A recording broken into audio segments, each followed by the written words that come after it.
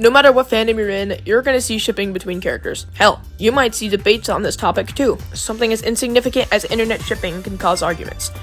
It's weird. I'm not gonna get into that. If you don't know what shipping is, I'll just lead with that. Simply put, shipping is when you get a character and another character and think to yourself, yeah, they look like they'd smash. And maybe draw them kissing. I don't know what people do. There's nothing inherently wrong with shipping itself, and hey, as long as you're not forcing anybody. There's nothing inherently wrong with shipping itself, and hey, as long as you're not forcing it on anybody, do whatever you want. I don't care. I don't care who the characters are. Your opinion is your opinion. But I have issues with how some people go about this whole shipping thing. How the characters are sometimes altered for the self-indulgence of the creator behind a piece of content you might find. But I'll get into that later. As a Sonic fan, I see a lot of this stuff. Sonic and Amy are a staple in this part of the fandom. Knuckles and Rouge, Tails and Cosmo, Silver and Blaze, Vector and Vanilla. I could go on.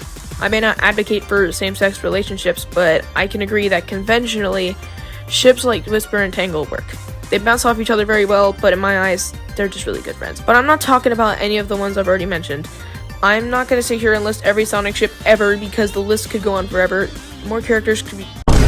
But I'm not talking about any of the ones I've already mentioned, and I'm not going to sit here and list every Sonic ship ever because the list goes on forever. Basically, more characters could be introduced, people keep making OCs, and people do self-shipping and stuff. And then there's some people who are weird and ship more than 2 characters at a time. Freaks. In this video, I want to talk about Sonic and Shadow specifically, and why, not even conventionally, they don't make a good ship. I know I'm going to make some 12-year-olds mad, but I don't care.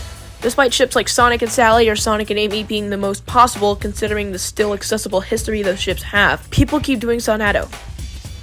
Why is this one of the most popular ones? Is it because it's cute? Is it because they're both hedgehogs? Partially the latter, but it's mainly because all the artists want is for them to procreate a baby. Why did I write it like this? I think I need to catch the attention of the second screen viewers. I'm now going to show an image of a big, fat, juicy...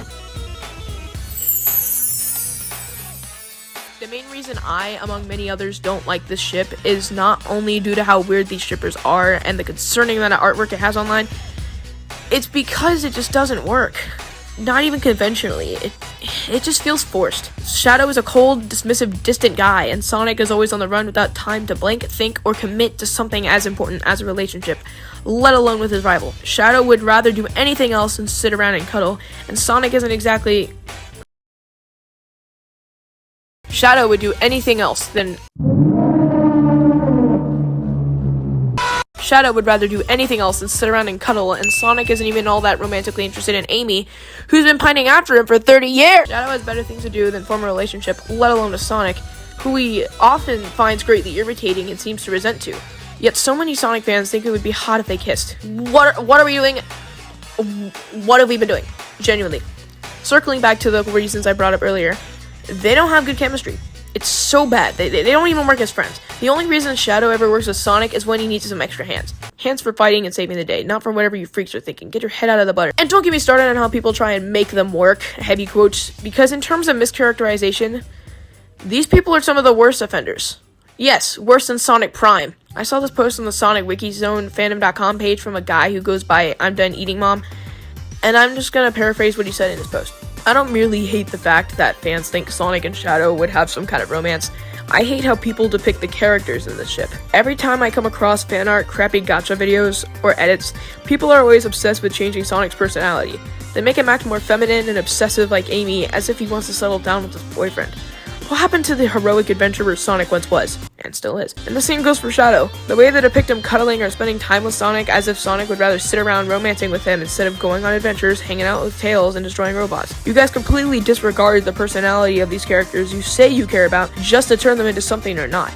And I cannot reiterate this any better. The way people make Shadow act possessive over Sonic and how they depict their interactions doesn't seem like the characters that you're looking at. And no matter how much the creator behind an art piece wants you to believe that this is Sonic and Shadow, it's not Sonic and Shadow. These are simply the creator's interpretations of Sonic and Shadow, which is not the same as the canon characterization. They seem to think that Shadow is just some stoic, cold, hard-to-read guy, which, yeah, that's technically true, but that's the only aspect of his character that they keep, and then they tack on the little he has a soft spot for Sonic. I've also already mentioned that Sonic has more important things to worry about than settling down for a commitment like this, on top of his lack of time for commitment due to how busy he is saving the day. And Sonic is the embodiment of freedom, and that's what makes him Sonic the Hedgehog. That's what sets him apart from the other characters in the series. It feels weird to tie him down to a romantic partner, let alone someone as isolated and set apart from him as Shadow. And let's get this last bit out of the way. The ones who make the ship purely a thing. Actually, I don't want to talk about that. The ones who give them children. Need I remind you, most Sonic characters are teenagers, and Sonic falls into that category. That is the majority of Sonic characters. Gosh, I really don't want to talk about this, so I'm going to make it short. Unfortunately, it's a real thing that happens in basically every fandom. There's always that one part of the fandom. I'm not going to entertain the idea of explaining how making a life works, so let's just... Okay, getting back on track. Let's talk about the issue here. I already talked about what Sonic and Shadow are like and how they act toward each other. I've already talked about why they aren't looking for love and that they have other things that they put before forming relationships.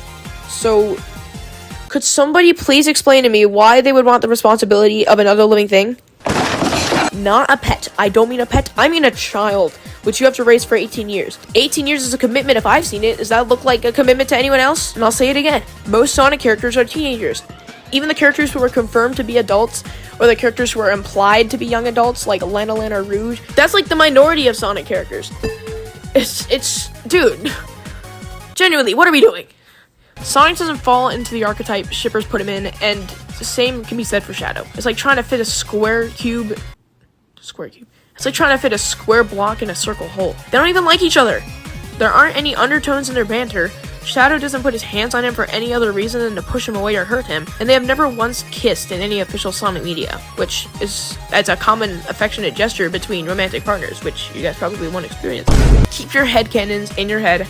I will not argue about this in the comments. I'm just expressing my opinion in an easily digestible video, and if I may ask, have you been paying attention? This video is only a few minutes long, my guy. If you ship these two, more power to you. At the end of the day, these are two fictional hedgehogs from a children's franchise that may or may not have human feet. I don't mean to discourage how you enjoy media or use your imagination.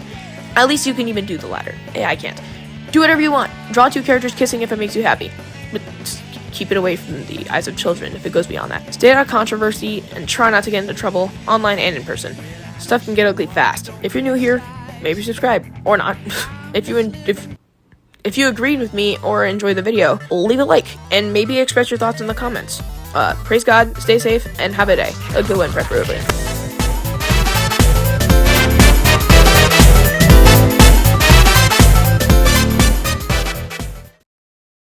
Do I look like Dexter?